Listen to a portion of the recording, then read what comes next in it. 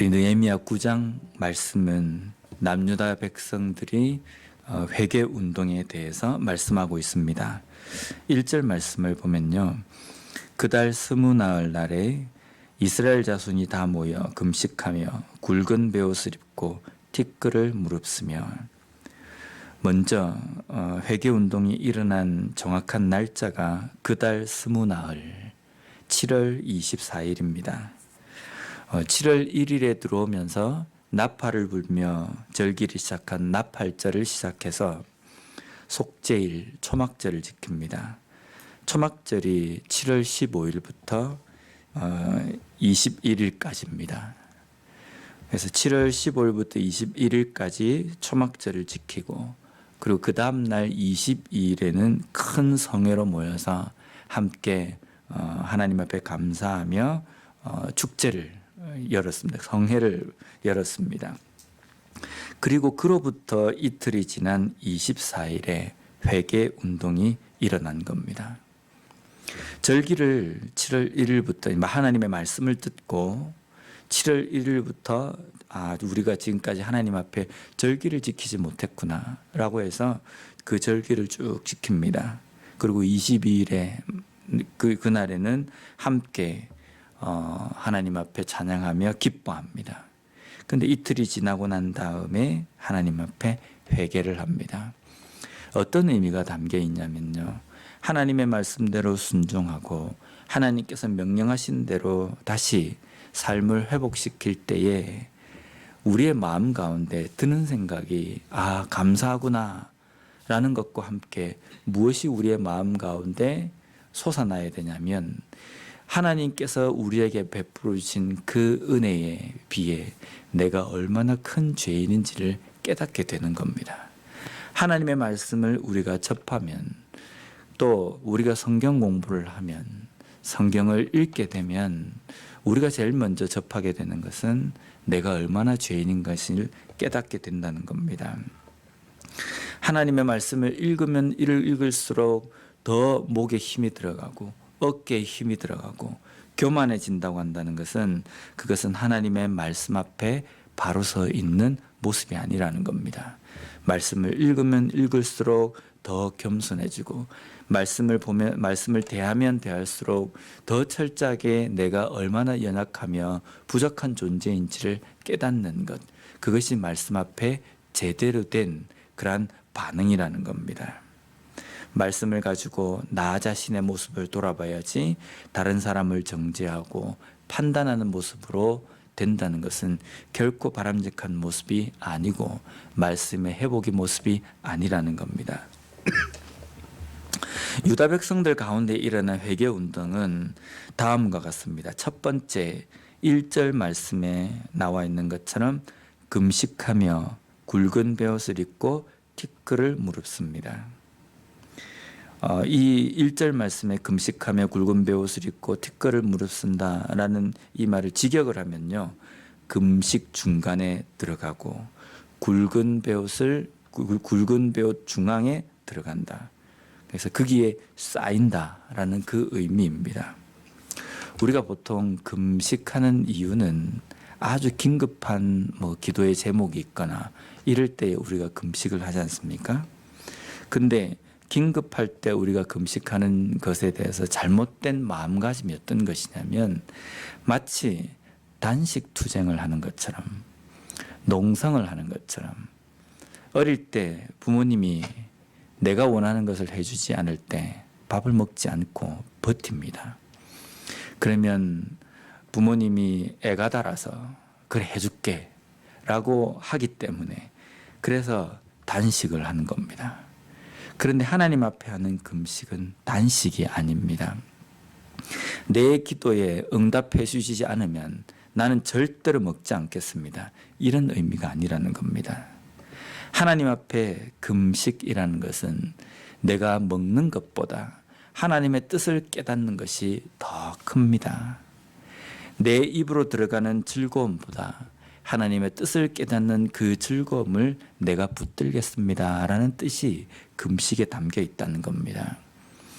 그래서 금식을 통해서 기도를 하면 내 뜻을 내가 원하는 그것을 하나님으로부터 얻어내는 것이 아니라 금식을 통해서 기도를 하면 내가 가지고 있는 생각들이 무너지고 하나님께서 우리의 삶에서 원하시는 그 뜻을 깨닫게 된다는 겁니다.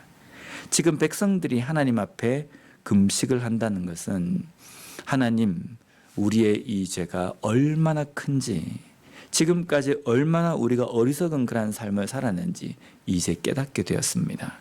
앞으로 우리의 삶에서 하나님께서 원하시는 것이 무엇인지를 깨닫는 삶이 되기를 원합니다 하는 그러한 마음으로 하나님 앞에 기도하는 자세라는 겁니다. 두 번째로 굵은 베옷을 입습니다. 이 굵은 베옷을 입는 이 어떤 행동은 당시 유대인들이 극심한 슬픔을 표현할 때 취한 행동입니다. 그래서 장례를 할 때에도 굵은 베옷을 입고 그렇게 슬픔을 표현했습니다. 또 티끌을 무릅썼습니다. 티끌을 무릅쓴다라는 것은 어떤 의미입니까? 집안에 있지 않고 집 밖으로 나오는 겁니다. 그리고 티끌이 있는 그곳에 앉아서 티끌을 하늘로 날리고 그 티끌이 내 몸에 다 덮이도록 그렇게 하면서 슬픔과 또 마음 가운데 있는 결단을 나타내는 겁니다. 이 세 가지 행동을 가만히 보면 금식은 먹는 것이고 굵은 베옷은 입는 것입니다. 그리고 티끌을 무릅쓴다는 것은 사는 집을 이야기하는 겁니다. 그러면 의식주, 인간이 이 땅 가운데 살아갈 때 가장 기본적인 어떤 욕구들, 기본적인 어떤 그 사람이 살아가는데 필요한 필수적인 항목입니다. 그 모든 것들을 포기하는 것을 의미합니다. 하나님 앞에 내가 먹고 입고 사는 이 모든 것 다 접어놓고 하나님 앞에 엎드립니다. 나의 최대한의 슬픔을 표현하고 내 마음 가운데 있는 결단을 하나님 앞에 올려드리는 것, 그것이 지금 이스라엘 백성들, 남유다 백성들이 하나님 앞에 하고 있는 회개의 모습이라는 겁니다. 왜냐하면 이렇게 하는 것은 자신들의 죄가 얼마나 큰지를 깨달았기 때문입니다. 어떻게 하나님께서 우리에게 이 같은 은혜를 베풀어 주셨는데 어떻게 우리 조상들 때부터 지금까지 우리는 이 말씀을 읽지도 않고 이 말씀을 깨닫지도 못하고 여호수아 때부터 지금까지 이런 절기를 지키지 않고 하나님의 말씀대로 명령대로 우리가 순종하지 못했는가? 이것을 생각하면 가슴이 메어지고 하나님 앞에 엎드릴 수밖에 없다라는 것을 남유다 백성들이 깨달았다는 겁니다. 다음으로 남유다 백성들이 회개한 모습에 일어난 결단은 이방 사람들과의 절교입니다. 2절 말씀을 보면요, 모든 이방 사람들과 절교하고 서서 자기의 죄와 조상들의 허물을 자복하고, 여기 이방 사람들과 절교라는 것은 이스라엘 백성들이 아닌 사람과 등을 지고 원수가 되었다, 그들과의 관계를 끊었다, 이 의미를 이야기하는 것이 아닙니다. 이방 사람들과 절교했다는 것은 이방 사람들과 함께 관계를 맺으면서 우리가 가지고 있는 진정한 신앙, 진리의 말씀을 그들에게 영향력을 주고 그들에게 전해준 그런 삶을 산 것이 아니라 그들과 관계를 맺으면서 오히려 이방신을 섬기는 아주 안 좋은 풍습에 젖어버렸고 또 영향을 받고 거기에 지배를 받는 삶을 끊어버린 것을 이야기하는 겁니다. 이방 사람들과 관계를 맺으면서 남유다 백성들, 하나님의 백성들의 삶 속에 달라진 것이 뭐냐면 하나님을 버리고 하나님을 포기하고 이방신을 섬기는 우상을 들여왔다는 겁니다. 그래서 이방 사람들과 절교했다라는 것은 자신들의 삶에 젖어 있었던 이방신을 섬기는 못된 풍습들을 다 끊어버렸다라는 것을 이야기합니다. 오늘날 우리의 삶에서도 우리의 진정한 회개, 신앙의 회복을 위해서 우리의 삶에 끊어야 될 것은 세상 사람들이 추구하는 생각과 삶의 방식들을 끊어버려야 된다는 겁니다. 어느 순간인가 내가 하나님의 백성으로 그리스도인으로 내가 살아가면서 세상 사람들이 살아가는 것처럼 물들어 살던 못된 풍습들, 잘못된 풍습들을 끊는 것이 우리의 신앙의 회복의 중요한 부분이라는 겁니다. 우리 자신을 돌아봐야 됩니다. 분명 하나님께서는 누구든지 사랑하고 또 하나님의 말씀대로 순종하라고 말씀하셨는데 그러지 못하고 세상 사람들이 살아가는 사고방식으로 살아감으로 인하여서 그렇게 살아가는 것이 옳다고 생각되어진 내 생각, 그러한 것들을 하나님 앞에 내어놓고 그것을 끊는 그런 결단이 우리의 삶에 필요하다는 겁니다. 또한 자기의 죄뿐만 아니라 조상의 죄를 하나님 앞에 자복합니다.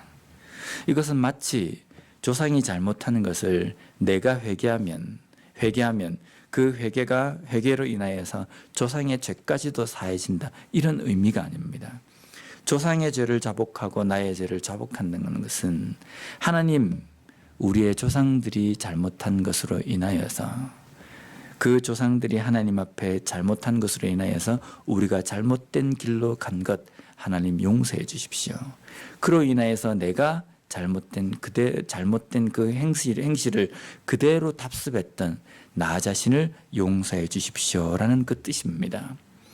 나의 죄를 하나님 앞에 내어놓고, 내 죄가 어디서부터 시작됐냐면 조상들의 잘못된 그러한 행실을 내가 그대로 답습하고 닮았고 또 본받았기 때문이라는 겁니다. 그래서 결국은 조상의 죄를 자복한다는 것은 나의 죄를 하나님 앞에 자복한다는 것입니다. 우리는 항상 보면 세상 탓을 많이 합니다. 내 주변의 환경 탓을 많이 합니다. 내가 왜 이래 됐는지 아느냐? 세상이 이래 변해갔기 때문이다. 내가 왜 이래 됐는지 아느냐? 조상 때부터 그런 것들을 보고 살아왔기 때문이다. 그렇지 않습니다. 우리의 주변 환경이 어떻게 되었다 할지라도 우리는 하나님의 말씀을 기준으로 해서 중심을 잃지 않고 살아가야 된다는 겁니다. 그런데 내가 잘못된 것을 그대로 답습한 것은 내가 하나님의 말씀의 중심에, 하나님의 말씀을 중심에 두고 살아가지 않았기 때문이라는 겁니다. 잘못은 나에게 있다는 겁니다.